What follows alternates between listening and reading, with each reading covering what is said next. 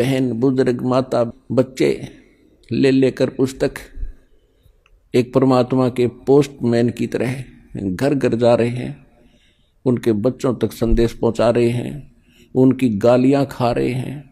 कोई जेल में डाल देता है, कोई पत्थर मारता है, कोई धमकाता है, कोई खुरकाता है, लेकिन ये परवाह नहीं करते, क्योंकि इनको मालूम हो गया कि इन्होंने भांग पी रखी है और यह भांग उतरेगी इस पुस्तक के ज्ञान से, भगवान के ज्ञान से। और जिनकी भांग उतर जाएगी हमारे साथ हो लेंगे। फिर ये अब आपकी उतर गई, आप आगे। अब जैसे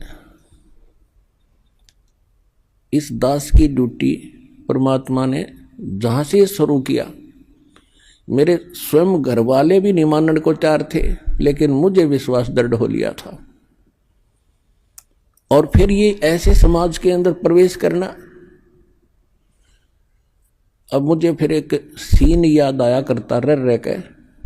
एक बार ये दास मेडिकल में गया था किसी रिश्तेदार को मिलने के लिए, इस ज्ञान प्राप्ति से पहले।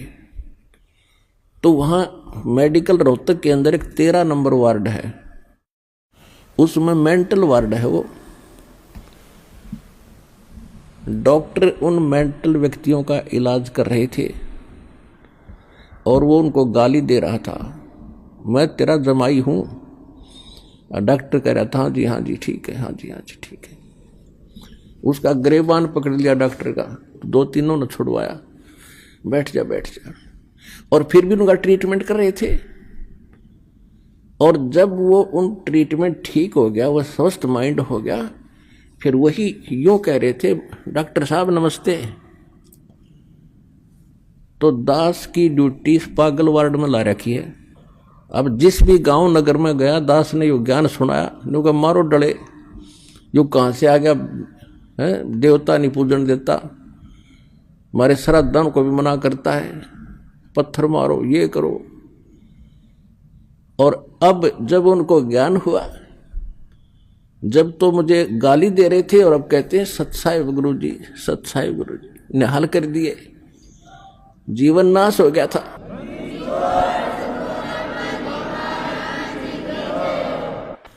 तो परमात्मा ने ये ज्ञान का तूफान उठा दिया। अब ये ऐसा काम करेगा, जहां भी कोई सीडी देखता है, डीवीडी, या वैसे एक टीवी चैनल के माध्यम से सत्संग सुनता है, तो अमृत वचन है, झंझोड़ कर रख देगी आत्मा को। कति ये एक सत्संग है, साध का सत्संग है, ये नकलियों का नहीं है।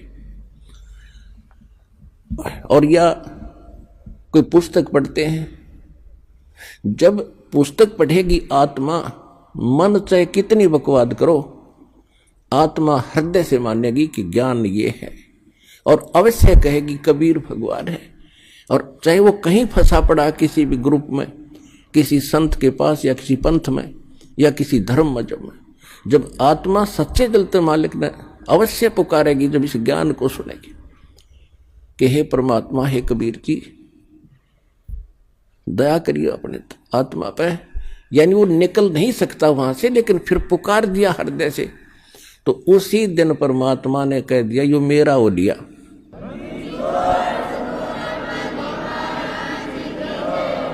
फिर काल को पकड़ कर बाजू से दूर कर देता, दूर हो जाए, यो मेरा हो गया, अब मेरे ज्ञान को स्वीकार कर लिया। बेशक वो कितने दिन फिर वहां रहे, आएगा एक दिन, मालिक ले होगा, कुछ भी कारण बनावे।